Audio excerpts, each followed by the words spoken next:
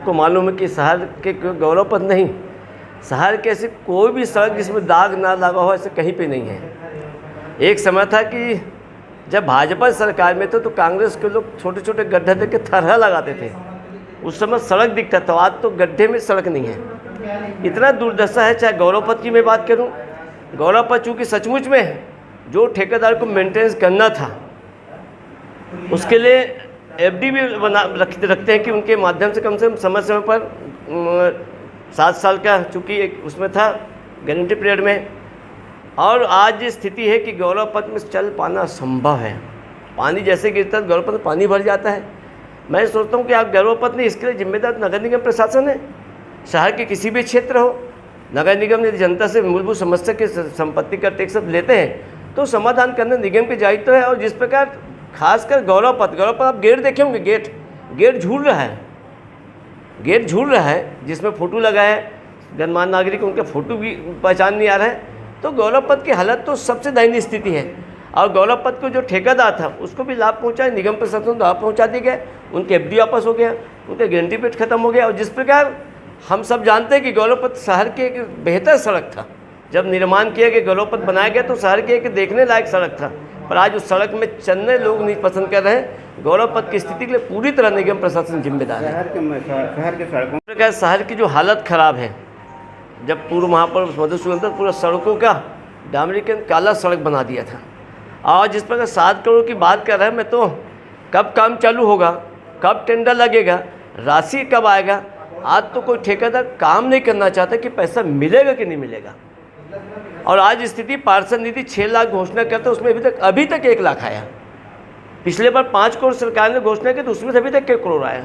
तो हम कैसे मान लें कि शहर की सड़कें कभी बेहतर हो जाएगा। सरकार जानबूझ के राजनांदगांव को गड्ढम ठेके रहे हैं। राजनांदगांव की तरफ मुख्यमंत्री देखना नहीं चाहते। अब इस तो हमारे पूर्व मुख्यमंत्री बोलते हैं कि बदलापुर की राजनीति कर रहे हैं, खास करके राजनांदगांव में। अब ये संस्कार हानि है। आज वाकई में यहाँ के लोग हताश और परेशान हैं। विकास के नाम से कुछ नहीं मिल रहा है। सिर्फ अखबार में छपा 6 लाख पार्षद दीदी का, उसको भी छपा रहे हैं। और 8 लाख जो दे रहे हैं वार्डों के लिए, वो 14 लाख के एक वार्ड में 14 लाख को बहुत बड़े काम नहीं होता। जब हमारी सरकार थे एक वार्ड के लिए 50-50 लाख देते थे, जब बात तब पैसा मांग देते थे।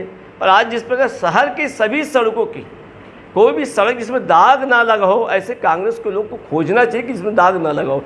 सभी क्षेत्रों में, चाहे अंदर भी बात करें चाहे भीतरी बात सड़क की बात करें, सभी की हालत खराब है। इसके लिए पूरी तरह जिम्मेदार कांग्रेस सरकार है।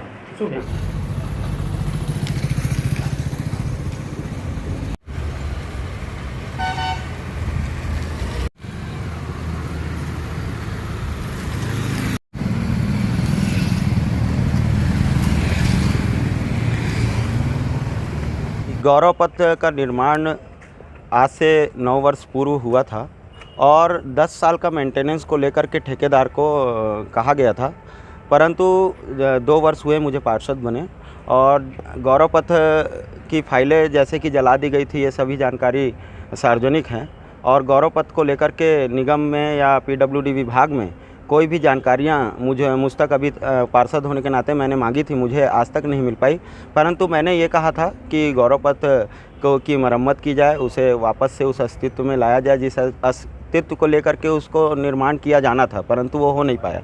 तो उसको लेकर के संबंधित ठेकेदार को नोटिस गई हुई थी, परंतु अभी तक कार्य नहीं हो पाया है। और मैं अधिकारियों से यह कहना चाहूँगा कि गौरव पथ जो भाजपा का भ्रष्टाचार दर्शाता है, इस पर अगर कार्यवाही नहीं होगी तो मुख्यमंत्री जी के जन चौपाल में निश्चित ही शिकायत होगी। जी, लगातार शासन से जो है पैसे आ रहे हैं। पिछले साल 7 करोड़ रुपए की राशि आई थी, अभी वर्तमान में भी 7 करोड़ की राशि, और उसके साथ साथ 15वें वित्त में 51 वार्डों के विकास कार्यों के लिए राशि आई हुई है। इस तरीके से लगातार राशियां आ रही है। अब भाजपा विपक्ष की भूमिका निभा रही है, तो विपक्ष का काम ही होता है कि आरोप लगाना, परंतु मुख्यमंत्री बहुत ही संवेदनशील है। वे लगातार सभी क्षेत्रों में पूरे छत्तीसगढ़ में विकास कार्यों के लिए प्रगतिशील है।